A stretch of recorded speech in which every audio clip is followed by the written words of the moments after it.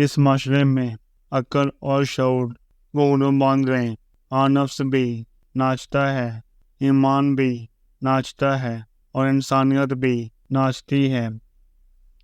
مرد ایک چراغ کی طرح ہوتا ہے جو خود جل کر گھر میں افلاس اور بھوک کو ختم کر کے خوشیوں کی روشنی لاتا ہے۔ کون جانے یہاں کون نیک ہے اور کون بد؟ ایک طوائف حافظ قرآن کی اعتبار اور امیدیں کم کرنے لوگ خود ہی کم ہو جائیں گے اور سکون زیادہ ہو جائے گا۔ جب عورت مرد کے جسم کو چوم لے تو سمجھ جانا کہ وہ عورت مرد کے جسم اور روح دونوں سے دل و جان سے محبت کرتی ہے۔ زبان گوشت کا ایک کمزور لوتھڑا ہے لیکن مار دینے کی صلاحیت رکھتا ہے۔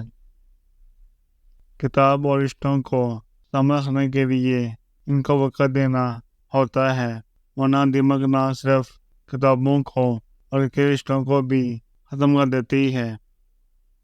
ہم ایسے معاشرے کا حصہ ہیں جہاں بہن کی گاڑی کو قومی گاڑی کا درجہ حاصل ہے۔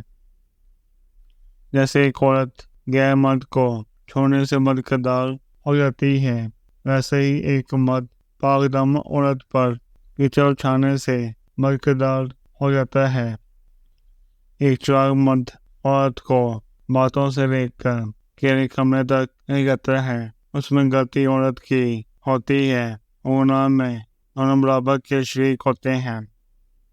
سبھی مردوں کو محبت میں عورت کے جسم پہ اپنی آگ بجھانی ہوتی ہے۔